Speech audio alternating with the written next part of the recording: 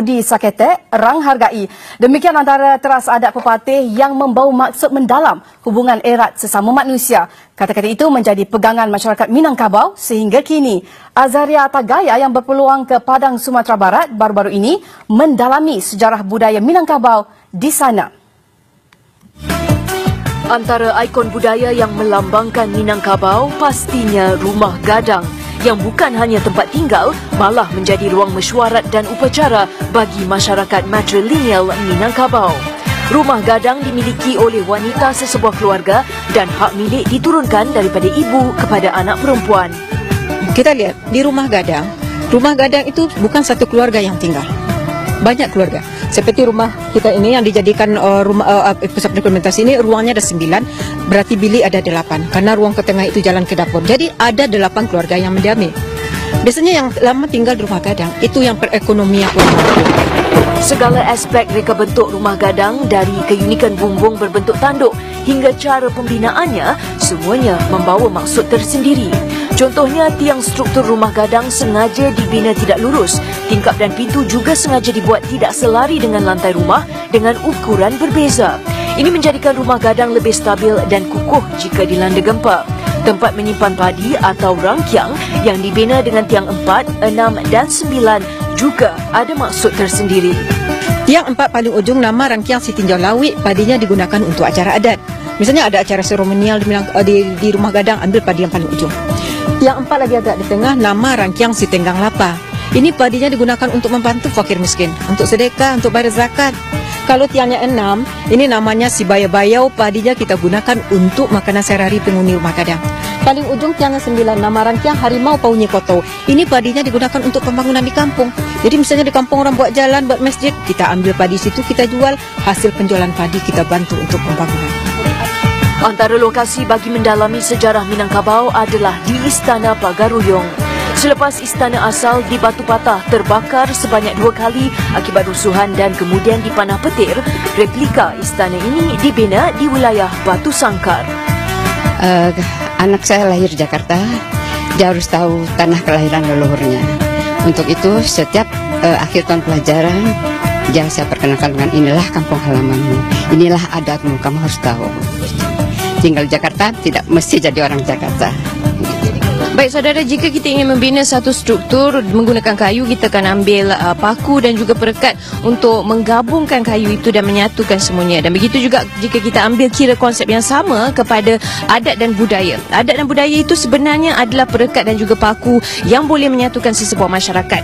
Dan seperti kata pepatah orang Minangkabau, indak laput dek hujan, indak lekang dek panas. Azaria Tagaya, Pagaruyung, Sumatera Barat, Indonesia, TV3.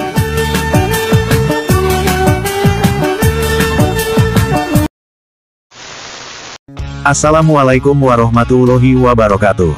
Salam sejahtera untuk semua sahabat kata per kata. Video yang sudah kita saksikan adalah video dari siaran berita TV3 Malaysia yang memberitakan tentang penelusuran sejarah kebudayaan Minangkabau, Sumatera Barat, Indonesia. Redaksi Malaysia jauh-jauh datang ke Minangkabau, Sumatera Barat, Indonesia, untuk mendalami sejarah kebudayaan Minangkabau, untuk lebih mengetahuinya. Yang mungkin akan dijadikan catatan tersendiri, dan dipelajari kelak nanti ia berada di Malaysia. Agar dapat serupa dengan kebudayaan Minangkabau yang ada di Sumatera Barat, Indonesia. Karena di Sumatera Baratlah tempat asal kebudayaan itu berasal. Lantaran di Malaysia, tepatnya di Negeri Sembilan, banyak orang-orang Minangkabau di sana, beserta dengan kebudayaannya. Untuk itulah redaksi asal Malaysia itu, mencari tahu dan ingin mempelajarinya lebih dalam. Sebagai ilmu pengetahuan di negara Malaysia, orang-orang Minangkabau sejak dahulu, adalah orang-orang yang suka bepergian atau merantau. Akhirnya sampailah mereka ke Negeri Sembilan. Dan di sana mereka melestarikan kebudayaan adat Minangkabau, mau itu dari segi makanan ataupun pakaian adatnya. Namun entah mengapa, Malaysia mengklaim kebudayaan Minangkabau, yang katanya adalah dari Malaysia. Hanya dikarenakan adanya orang-orang Minangkabau yang tinggal di Malaysia, dan sudah menjadi warga Malaysia. Dan berikut ini adalah klaim Malaysia atas kebudayaan Minangkabau, Sumatera Barat, Indonesia. Yang tanpa rasa malu mereka tunjukkan di pentas dunia, pada acara kecantikan, Miss Cosmo 2024.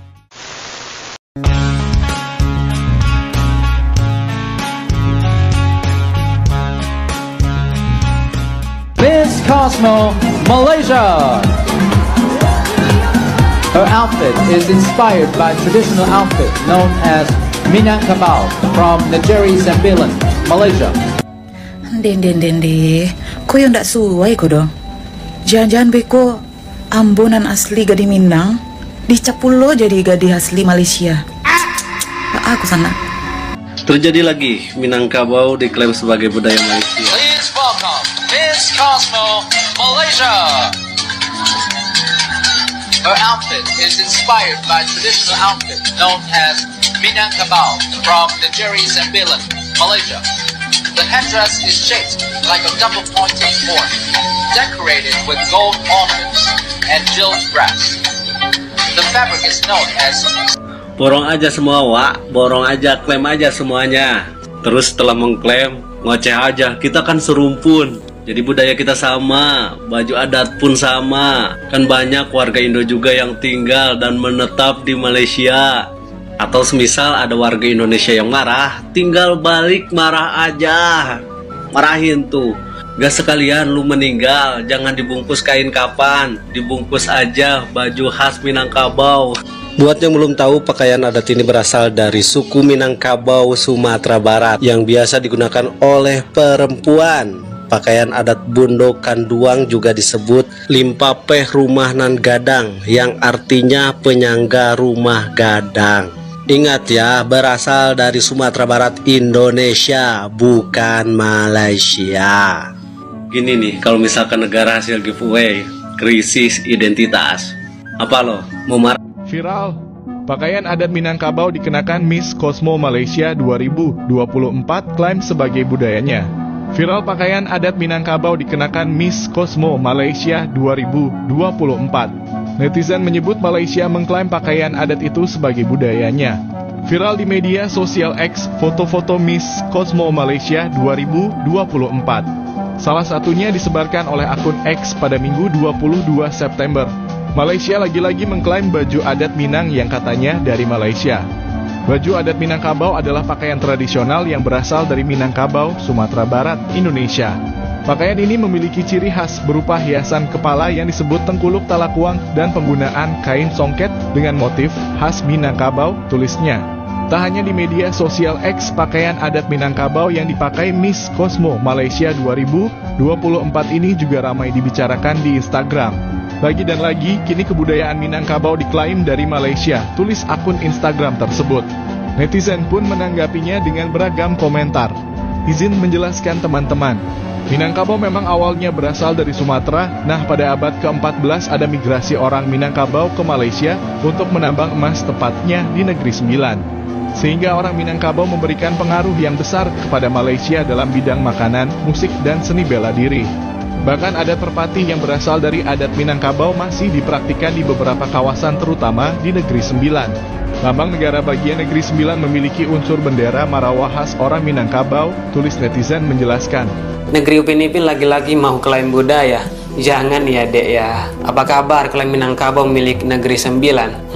Menarik. Coba pikir bagaimana bisa sejarah bicara lain. You know, Minangkabau milik Indonesia. Sudah jelas dan batik, UNESCO juga sudah mengakui mulai tahun 2009.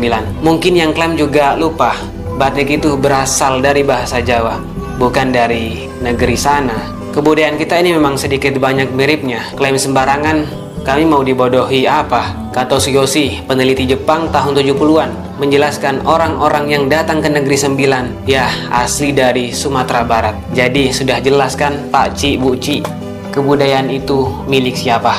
Tapi ya sudahlah, kami maklumi itu. Dan soal klaim ini wajar nggak sih? Tergantung mau jadi bangsa yang diam-diam dicuri atau berdiri mempertahankan. Tapi ingat, damai itu indah katanya. Jangan sampai klaim budaya menjadi alasan merusak persaudaraan kita. Bukan begitu, Yura? Kata kita, kekuatan kita. Kali ini budaya Minangkabau yang diklaim Malaysia.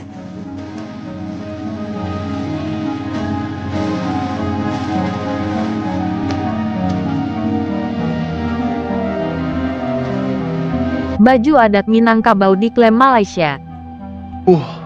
Miss Cosmo 2024 tuh keren nih, keren.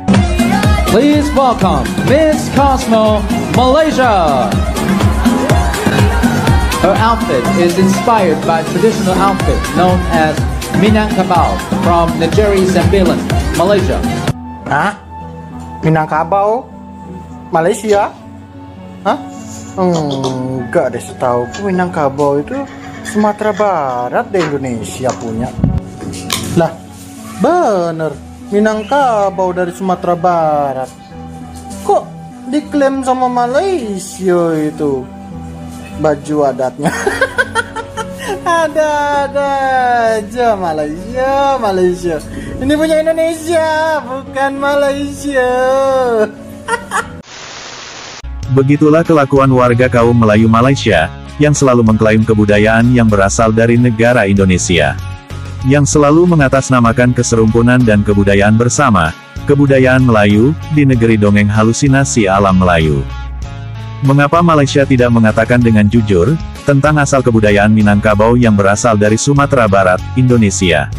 Karena negara Malaysia tidak mengenal apa itu yang dinamakan negara bangsa, dan tidak mengenal apa itu yang dinamakan teritorial batas-batas negara, serta tidak mengenal bagaimana menjadi warga yang bernegara. Yang setiap negara pastinya memiliki sosial kebudayaannya tersendiri, yang ada pada tiap-tiap negara.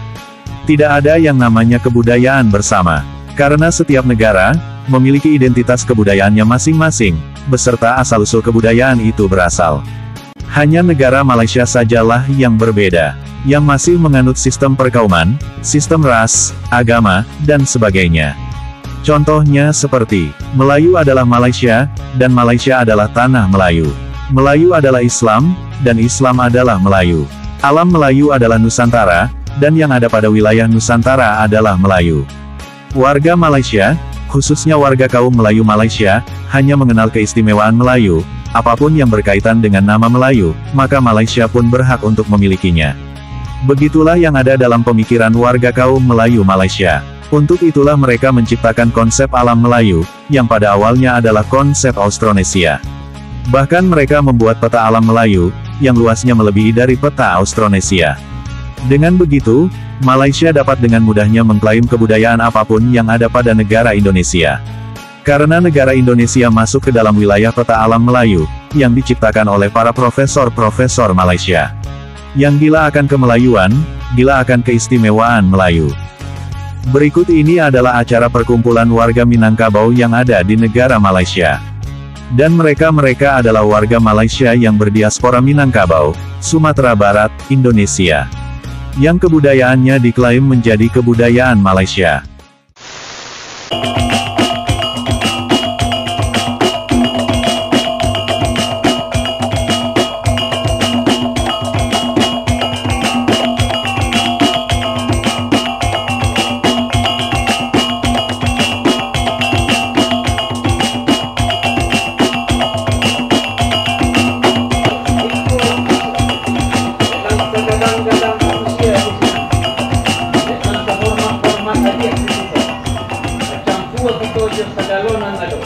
Mencari kebenaran untuk hari muka.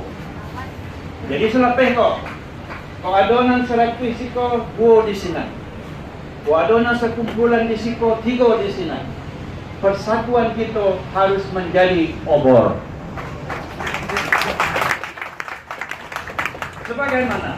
Sebagaimana saudara jurnalis mewujudkan kumpulan Minang Sadunia, kita di Malaysia itu harus menjadi jalan bagaimana perantau kita menjadi gagasan dan membernaskan perjuangan kita. Apa artinya kau? Macam kau baisi kau ya? Tentulah baisi. Sebab, aku katakan baisi. Adonan kita